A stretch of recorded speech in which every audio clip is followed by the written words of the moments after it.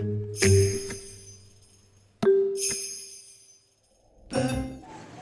sahabat Matrix semuanya, ketemu lagi dengan aku Ika. Kali ini kita nggak akan ngomongin tentang technical, tapi aku akan kasih sesuatu yang berbeda ke sahabat Matrix semuanya. Ikutin terus ya. Di video kali ini aku punya satu tema, yaitu tentang visit salon. Nah, salon siapa yang akan kita kunjungi hari ini?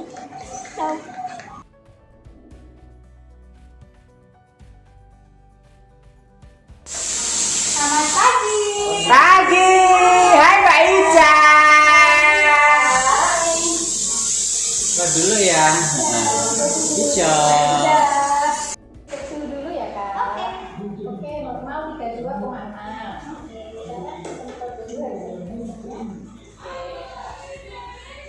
Nah, sahabat menteri semuanya, aku sudah berada di dalam salon Aan Glow. Di salon Aan Glow ini selalu menerapkan standar protokol kesehatan. Sekarang kita jumpai langsung ke ownernya.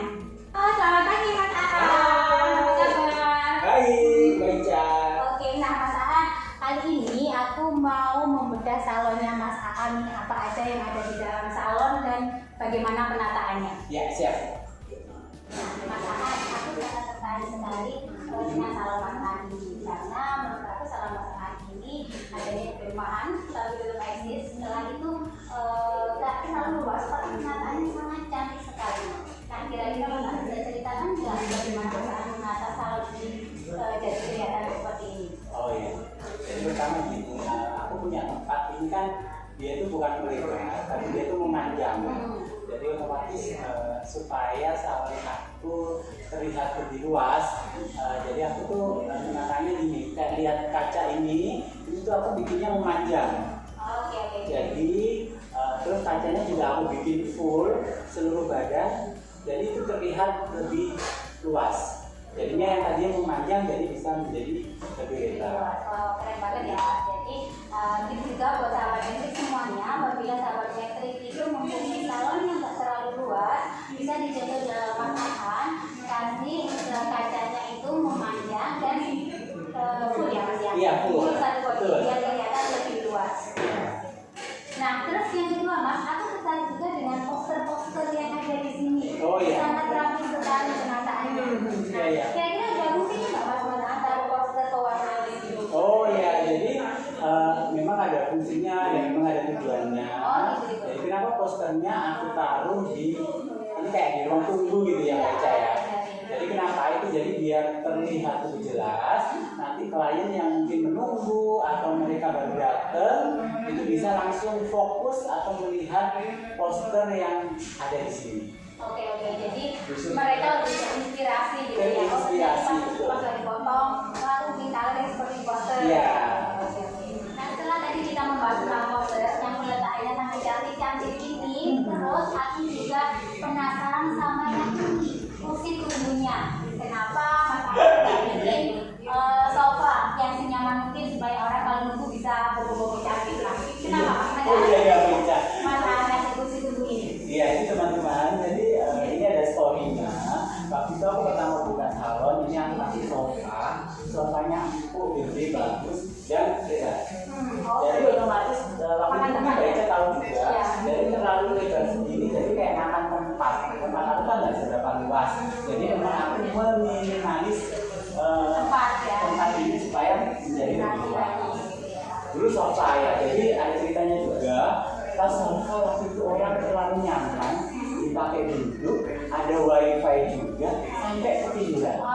Jadi aku menghindari sih. Jadi teman-teman juga kalau itu sih tips dari saya, kenapa nggak saya bikin senyaman mungkin. Ya nyaman lah, cuman nggak sampai yang orang itu pengen duduk di situ berlama-lama dan sampai ketiduran. Oke. Nah, ternyata sahabat Matrix, kalau misalnya teman-teman mau bikin ruang tunggu atau mau bikin kursi tunggu, tips dari Mas Aan jangan bikin dari sofa. Karena apa? Karena kalau misalnya orang yang ngantarkan kliennya dan semua yang menunggu di sini dan terlalu lama, otomatis mengganggu klien yang lainnya. Gitu ya Mas? Iya. Oke. Selanjutnya, aku juga penasaran sama yang di sini.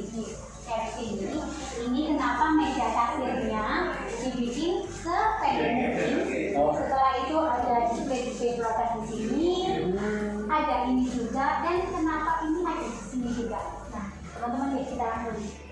poin permasalahannya? Iya, pertama dari media hasil, aku nggak mau bikin yang terlalu tinggi, karena memang tadi itu untuk supaya tempatnya lebih luas. Dan kenapa? Kalau segini, ini kasir saya bisa langsung menyapa klien yang baru datang, jadi nggak usah berdiri-berdiri susah-susah. Oh iya, oke. Jadi memang harus pakai meja kasir yang nggak terlalu tinggi ya Mas. Iya. Supaya apa? Supaya kasirnya bisa langsung menyapa customer yang datang, tidak banget. Oke. Nah terus yang ini Mas, kenapa produk-produk ini kalau di sini? Oh iya, ini pasti ada alasan juga. Pasti selain nanti kliennya langsung ngobrol sama kasir, dan otomatis setelah konsultasi, di sini ada banyak produk nanti ini kayak mempromosikan atau supaya kalian tahu bahwa produk-produk terbaik ini yang kita pakai. Oke. Jadi biar customer juga tahu ya kalau misalnya di sini juga ada servis-servis ini ya. Betul, ya. Oke. Nah tapi di samping itu, di samping produk-produk display yang ada di sini, ada satu lagi yang menarik dari meja kasir ini. Yang sebelah ini. Nah ini kira-kira apa masalah? Bisa dijelaskan nggak? Oh ya, ini adalah scan rambut, analisa rambut. Kenapa kita di salon ini sedia ini? Karena ini sangat penting. Mungkin buat teman-teman juga ada tips juga. Jadi ini pentingnya kenapa? Jadi setiap klien saya yang mau melakukan servis apapun, baik itu perawatan atau cutting, coloring, gunting, semuanya kita tes dulu rambutnya. Harus analisa dulu berarti ya Mas? Iya, jadi Setiap nanti dia klien yang datang mau Betul. dipotong atau apapun ya. Jadi gini, nggak semuanya yang perawatan aja baca. Kenapa? Karena gini, nanti mau potong dites dulu. Kalau semuanya kliennya tahu, oh ini permasalahan rambutnya di mana. Nanti yang tadinya cuma mau potong aja, habis itu dia mau nambah servis lain perawatan untuk permasalahan kulit rambut. Oke, keren juga ya. Jadi teman-teman selalu analisa rambut si klien, baik itu klien hanya mau potong atau mungkin mau melakukan cuci dulu aja. Karena apa? Menurut Mas Hasan, kalau misalnya klien dicuci analisa duluan, pertama bisa menambah poin servis berikutnya saat ini juga, atau kedua klien itu merasa seperti ke dokter ya Mas. Iya. Jadi kita harus analisa dulu, setelah itu baru mendapatkan obatnya. Nah, berikutnya Mas, yang di sini.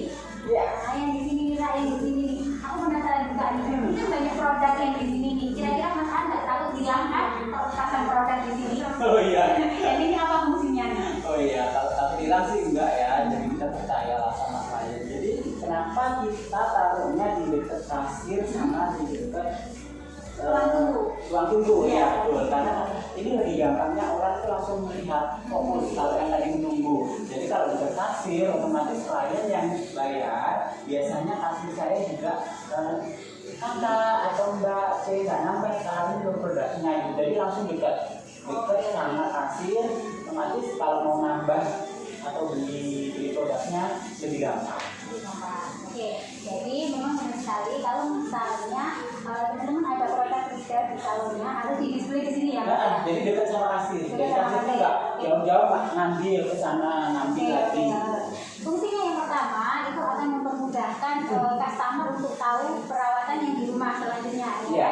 Kedua untuk mempermudah juga si kasirnya biar nggak diwarihi. Jauh ya, jadi efisien lah ya. Efisien ya Mas ya. Dan kalau misalnya ini kan lebih kelihatan jadi orang itu langsung tertuju ya. Betul. Langsung banyak sekali pertanyaan ini apa dan akhirnya kebeli juga. Iya. Oke. Nah keren banget sih sebenarnya penataannya ya Mas ya. Jadi ada meja kasirnya di sini, terus ada display produk, ada apa untuk analisa dan ada rak desainnya juga. Oke. Nah selanjutnya Mas Ahan, aku penasaran dengan satu ruangan yang ada di sebelah ini. Kok beda konsepnya sama yang di sini Mas Ahan? Kira-kira bisa jelaskan nggak ini ruangan apa nih Mas Ahan? Ya, coba tuh. Nah, ini kenapa ada poster di sini? Terus kenapa desainnya berbeda dari yang sebelah sana tadi Mas? Oh iya, ini juga ada ceritanya. Ini dulu kamar aja.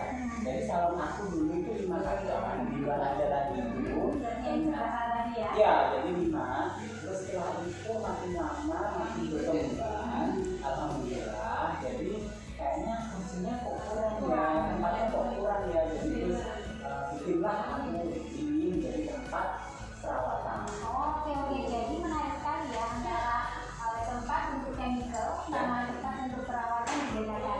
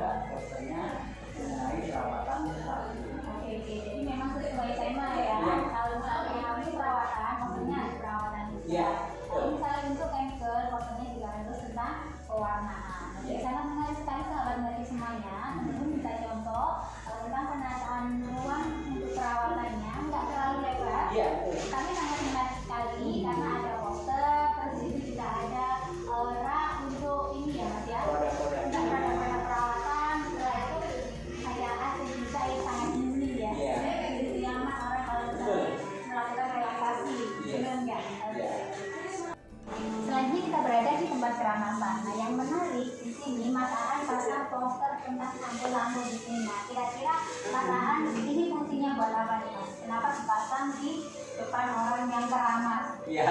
Nggak takut jatuh apa? Oh enggak. Oke. Jadi di tempat ramah yang pastinya kita bikin senyaman mungkin, kita bikin bersih, kita bikin lampu juga terang, dan kita di sini sediakan sampo berbagai macam.